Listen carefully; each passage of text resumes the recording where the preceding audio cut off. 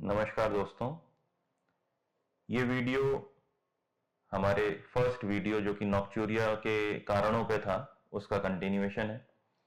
इस वीडियो में हम जानेंगे कि हम नॉक्चूरिया की परेशानी से कैसे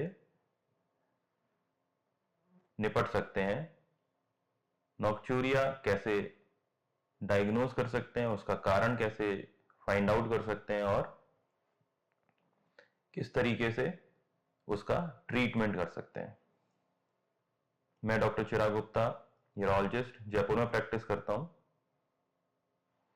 और यूरिन से रिलेटेड पेशेंट्स डेली ट्रीट करता हूं। नॉक्चूरिया को और उसके कारण को पता करने के लिए ब्लैडर डायरी एक बहुत ही इंपॉर्टेंट टूल माना गया है। ब्लैडर डायरी में हम यह लिखते हैं कि कितने बजे कितना तो पानी या लिक्विड का इंटेक पेशेंट कर रहा है और कितने बजे उसको कितना यूरिन जाना पड़ता है। इससे हमें यह भी पता चल जाता है कि नाइट टाइम यूरिन प्रोडक्शन कितना है। हमें यह भी पता चल जाता है पेशेंट का नाइट टाइम फ्लूइड इंटेक कितना है, डेली फ्लूइड इंटेक यानी कि वाटर इंटेक कितना है, लिक्विड इंटेक कितना है।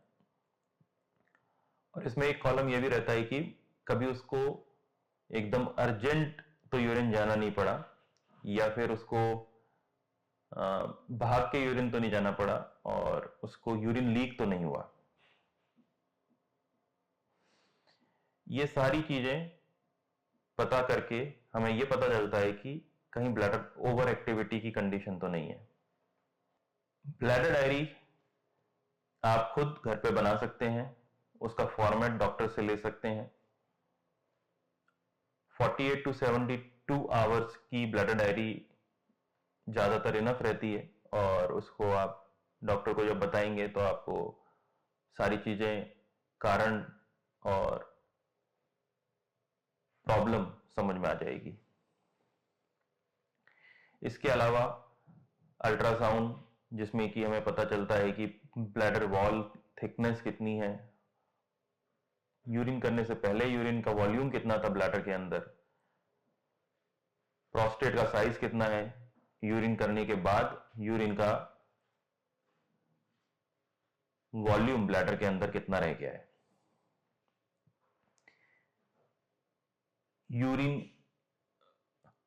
रूटीन टेस्ट भी हमारे लिए जरूरी है, जिससे हमें पता चलता है कि यूरिन की स्पेसिफिक ग्रेविटी क्या है, यूरिन में शुगर तो नहीं आ रही है या यूरिन में कोई इंफेक्शन तो नहीं है।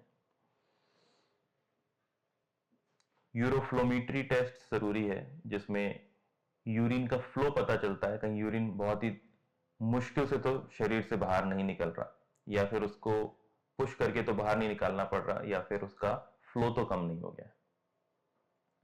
इन सभी टेस्टों के बाद हम इसकी नेचुरल ट्रीटमेंट या बिहेवियरल ट्रीटमेंट पे आते हैं। Patient safety, patient guide strategies पे आते हैं। इसमें सबसे पहले तो ये जरूरी है कि रात को सोने से पहले कोई भी ऐसी एक्टिविटी ना करें जिससे कि आपकी रात की नींद डिस्टर्ब हो, जैसे कि मोबाइल देखना, टीवी देखना, कोई स्ट्रेसफुल थॉट, कोई डिफिकल्ट डिस्कशन, ये सारी चीजें अवॉइड करनी चाहिए। रादर पीसफुल मेडिटेशन, योग, ब्रीदिंग एक्सरसाइज, रीडिंग बुक्स, यह सब करना चाहिए। क्योंकि जो लाइट मोबाइल या कंप्यूटर से निकलती है वह ब्रेन को एक वेकअप सिग्नल देती है और इस सिग्नल की वजह से रात को नींद डिस्टर्ब रहती है। इसके अलावा रात को सोने से पहले 2 घंटे वाटर इंटेक या कोई भी फ्लूइड इंटेक या अल्कोहल इंटेक कम से कम करना चाहिए, जिससे कि यूरिन प्रोडक्शन बॉडी के अंदर रात के टाइम कम से कम हो। जो डायूरेटिक्स, जो कि यूरिन ज्यादा बनाने वाली दवाइयां हैं, वो भी रात को सोने से पहले अवॉइड करनी चाहिए। उनका प्रोडक्शन, उनका जो इंटेक है वह दोपहर के बाद या दोपहर के आसपास कर लेना चाहिए, जिससे कि जो भी यूरिन का ओवर प्रोडक्शन है वो दिन दिन से बिना रात की नींद को डिस्टर्ब किए हो जाए। अगर आपको ऑब्स्ट्रक्टिव स्लीप एपनिया की प्रॉब्लम है तो आपको स्लीप एपनिया को प्रिवेंट करने के लिए सीपैप की मदद लेनी चाहिए, जिससे कि आपकी जो सांस की परेशानी है उसको ठीक किया जा सके और जो सांस उखड़ने की वजह से अंदर शरीर में जो हार्मोन्स जैसे कि एट्रियल नाइट्रियोटिक पेप्टाइड बनता है उसको कंट्रोल किया जा सके। हमें ये कोशिश करनी चाहिए कि जितनी देर हमें नींद आ रही है उतनी ही देर हम बेड पे रहें। अगर ज़्यादा लंबे समय तक बेड पे रहेंगे तो जो हमारा स्लीपिंग पैटर्न है वो शैलो हो जाएगा और शैलो स्लीपिंग पैटर्न में हमें यूरिन लगने के चांसेस ज़्यादा रहेंगे। जिन लोगों को पैरों में सूजन आती है वो रात को सोने से 2-3 घंटे पहले खाना खाने के आसपास अपने पैरों को ऊंचाई पे रखें, जिससे कि उनकी जो सूजन के अंदर जो वाटर फिल हो गया है वो बॉडी के अंदर दोबारा चला जाए और सोने से पहले ही वो बॉडी से बाहर भी निकल जाए।